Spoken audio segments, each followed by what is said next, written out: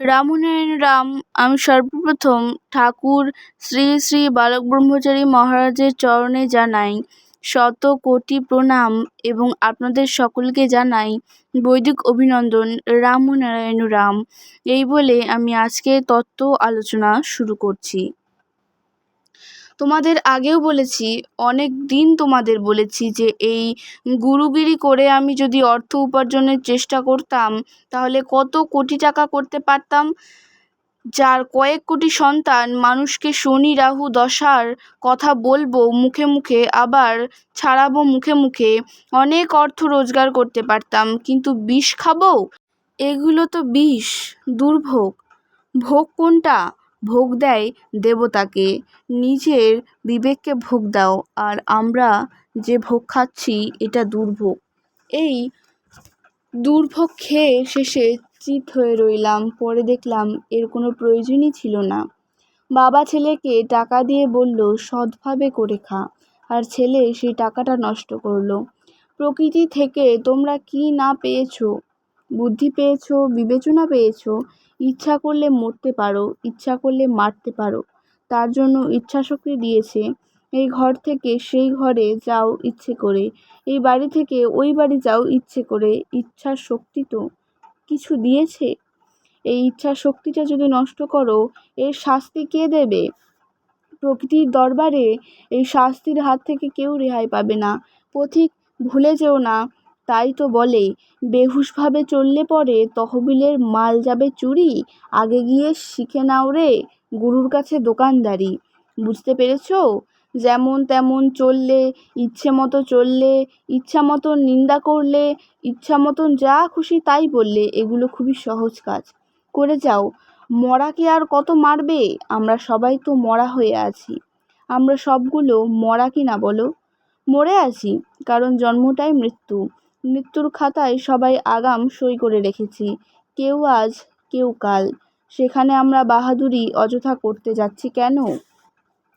প্রকৃতির নিয়মে সৎভাবে জীবনযাপন করো। মিথ্যা কথা বলবে না, ছল চাতুরি করবে না, কাউকে ঠকাবে না। এই কয়টা করতে কোনো আপত্তি নেই। ঘি না খেতে পারো, সর্ষের তেল দিয়ে তো খেতে পারো। তাও যদি না জোটে জল ঢেলে খাও, তবুও তো আত্মতৃপ্তি। তোমরা আত্মতৃপ্তিতে কেউ থাকতে পারছো? কারণ প্রতি মুহূর্তে অপরাধ করছো, অন্যায় করছো, ত্রুটি করছো, হিংসা করছো। আত্মতৃপ্তি হচ্ছে যে আমার কারো কাছে দেনা নেই, পাওয়া নাই, আমি কারো ক্ষতি করি না, আমি কাউকে হিংসা করি না। আমাকে মন্দ বললে আমি তার প্রতিবাদ করি না। যে যা খুশি বলে বলুক, আমি সেই মহানামের সুরে, সেই কৃষ্ণের, সেই রাধা কৃষ্ণের সুরে, হরে কৃষ্ণ হরে রাম, সেই সুরে নিজেকে উৎসর্গ করে, আত্ম উৎসর্গ করে মহাকাশের পথে চন্দ্র সূর্যের মতো, গ্রহের মতো আমি নিজেকে সমর্পণ করে সেইভাবে চলব। প্রকৃতির দানকে হাতে নিয়ে, প্রকৃতির সুরে, প্রকৃতির ধারায়।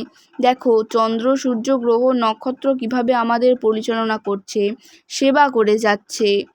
তোমরা খেয়াল করো না সূর্য কি করছে, বাতাস কি করছে? দেখো না মাটির ওপরে থেকে মাটির বুকে আমরা কত অত্যাচার করছি, দেখতে পাচ্ছ না? সুতরাং বেশি কিছু বলার প্রয়োজন নেই। প্রকৃতির সাথে নিজেকে মিশিয়ে চলো।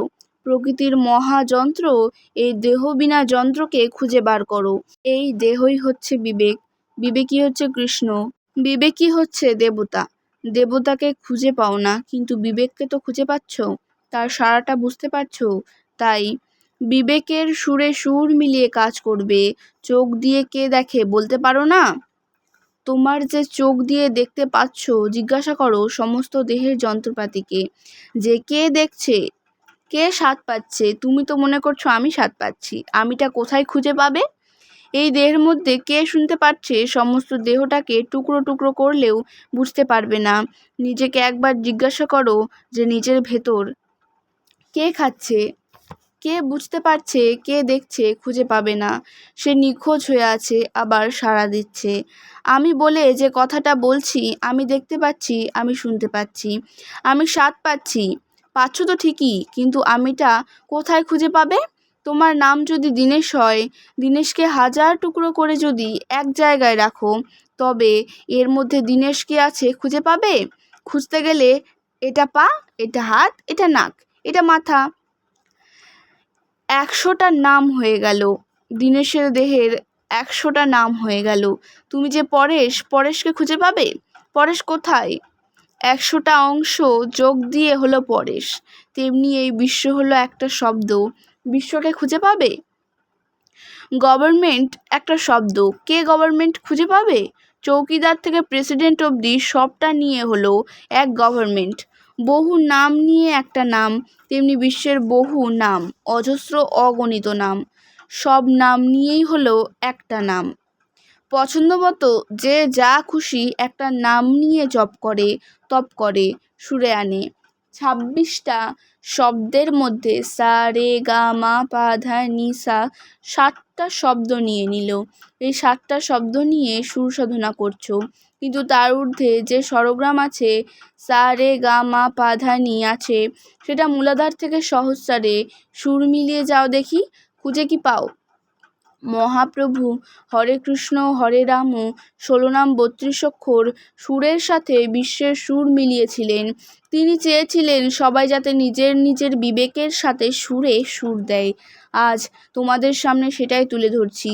তোমরা বিবেকের সুরে সুর দাও। এর চেয়ে আনন্দের, এর চেয়ে তৃপ্তির আর কিছু নেই। মিথ্যা কথা বলবো না, ছল চাতুরি করব না, যতটুকু পারি ততটুকুই করব। এইভাবে চললে হয়তো কিছু মানুষ তোমার কিছু ক্ষতি করতে পারে, কিছু আজে বাজে কথা বলতে পারে। সত্যি কথা বলাটা তো সাংঘাতিক কথা। এখানে সত্যি কথা বলা এখানে উঠে গেছে প্রায়। বেদের যুগে আজ থেকে 15,000 বছর আগে তখন কি ছিল সমাজে? তখন আদি বেদের সুরে সবাই থাকতো। একটা মিথ্যা শব্দ একজন বইয়ে লিখেছিল, তার জন্য সব দেশবাসীরা তার বিরুদ্ধে চলে গেল। কারণ এই শব্দটা কেন লিখলো? তারা মিথ্যা কথা জানতো না, তাই মিথ্যা শব্দটা উঠিয়ে দিল। আর এখন সত্য কথা একটা সাংঘাতিক কথা। সত্য, এই কথাটা উঠিয়ে দেওয়া উচিত। এখন প্রতি মুহূর্তে মনে প্রাণে অন্তরে ছল চাতুরি প্রবঞ্চনা ছাড়া আর কিছু নেই। কেন করতে যাব? আমি তো ছল চাতুরি করলে কোটি কোটি টাকা রোজগার করতে পারতাম, তখন কোনো বদনামি থাকতো না। আর এখন সত্যি কথা বললে বদনামের ভাগী হতে হবে। অনেক বদনাম, অনেক অপবাদ, অনেক অপপ্রচার তোমাদের নামে হবে প্রথম প্রথম, কিন্তু তোমরা আত্মতৃপ্তি পাবে। কোটি কোটি টাকার মালিক যারা, তারা মনে করে আমরা কত সুখী, আর তুমি সাধারণভাবে থেকে থাকবে আত্মতৃপ্তিতে। কারণ সত্যের সাথে বিবেকের সাথে হাত মিলিয়ে তুমি আছো, তুমি ভালো থাকবে। অসুর কোথায়? অসুর হলো ভেতরে। সুর দিয়ে অসুর দমন করো, অসুর বৃত্তিকে দমন করো, আপনি সুরে আসতে পারবে। বেসুর যখন বাজে তখন বোঝা যায় এটা বেসুরো। বেসুরকে সুরে আনতে গেলে পরিশ্রম করতে হয়। এই সমাজের অসুরদের দমন করেছিলেন দেবতারা। কোন অসুর? তারা কি ঢাল তরোয়াল দিয়ে মারপিট করতে গেছেন? ভিতরের অসুরকে দমন করার জন্য আপ্রাণ চেষ্টা করে গেছেন। ভেতরের অসুর যদি দমন হয়ে যায় তবে সমাজে আপনা থেকেই সব পরিষ্কার হয়ে যাবে, এক হয়ে যাবে। সমাজ তখন এক সুরে থাকবে। যথাসাধ্য চেষ্টা করবে নামের মধ্যে ডুবে থাকতে। আজ সমাজকে এক করার জন্য যা করার দরকার তাই করবে। আমরা বিপ্লবের কথা বলি, সেই বিপ্লব হচ্ছে ভেতরে। বাইরে মারপিট করে বিপ্লব হয় না। ভেতরের অসুরকে দমন করো। দমন করার জন্য অস্ত্র ধারণ করো। সেই অস্ত্র ঢাল তরোয়াল নয়, সেই অস্ত্র জ্ঞানের অস্ত্র, ভক্তির অস্ত্র, নামের অস্ত্র। অনেকে বলে ঠাকুর রাজনীতি করেন, কারণ বিপ্লবের কথা বলি তো। উল্টো অর্থ করতে খুব ওস্তাদ সবাই, বুঝুক বা না বুঝুক। বললাম পতিতে তাড়িতে হবে তারিণী, আর শেষের লোকেরা গান গাইছে 25শে তারিখে হবে বারুণী। তাহলে কিভাবে কথা বলবো? কার কাছে কথা বলবো? অর্থ করি একটা, বলে আর একটা। অপবাদ দেওয়া খুব সহজ। দুনিয়ার সস্তার কাজ হচ্ছে অপবাদ আর অপপ্রচার। কিন্তু আমি চাই আমার সন্তান, দেশের সন্তান সবাই একত্রিত হবে এই অসুরের বিরুদ্ধে, যাতে প্রতিবাদ করতে পারে। তোমরা সব এক হয়ে অসুর শক্তি দমন করবে। এখন মারপিট করো বলছি না, বন্দুক ধরো বলছি না, এখন চারিদিকে নামের বন্যা বইয়ে দাও। আর কি বলবো বলো? সবাই একত্র থাকো। নাম গান ভক্তি ভালোবাসায় যারা আত্ম উৎসর্গ করার জন্য এগিয়ে আসছে তারাই হলো আমার প্রাণ। সেই প্রাণের সাথে মিশে থেকে আমরা যেন সেইভাবে কাজ করতে পারি, সবাইকে এক সুরে আনতে পারি, একভাবে চলতে পারি, তবেই আমাদের কাজ সফল হবে।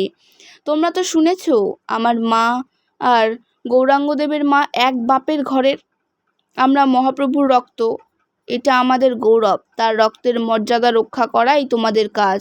তাই নিত্যানন্দের বংশকে বললাম, তোমরা গৌরের রক্তের মর্যাদা রক্ষা করো, গৌরের প্রেম ভালোবাসাকে রক্ষা করো। মহাপ্রভুর মা, আমার মা, এক বাপের ঘরের, এক বাপের রক্তের, তার মর্যাদা যেন রাখতে পারি, তোমাদের নিয়ে সবাইকে এক করার চেষ্টা করতে পারি। আমাদের ভেতরে কোনো অহংকার থাকবে না। দেশবাসী সবার কাছে এটাই জানাচ্ছি, আমাদের ভালোবাসা, আমাদের প্রেম, আমাদের নীতি, আমাদের ধর্ম সবাইকে জানাচ্ছি, তারা যেন ভুল না করেন, ভুল না বোঝেন। তোমরা সেইভাবে কাজ করবে, নাম করবে, ঘরে ঘরে প্রচার করবে, বেদে সুরে প্রতিষ্ঠিত হবে, সবাইকে এক করার চেষ্টা করবে। আজ এই থাক, আজকে তত্ত্ব আলোচনা আমি এখানেই শেষ করছি। দেখা হচ্ছে পরের ভিডিওতে। ভালো থাকবেন, সুস্থ থাকবেন। রামনারায়ণ রাম। প্রতিদিন এরকম নতুন নতুন ভিডিও দেখতে হলে আমার চ্যানেলটিকে সাবস্ক্রাইব করবেন এবং পাশে থাকা বেল আইকনটি প্রেস করবেন। ভালো লাগলে অবশ্যই লাইক, কমেন্ট এবং শেয়ার করবেন। ধন্যবাদ।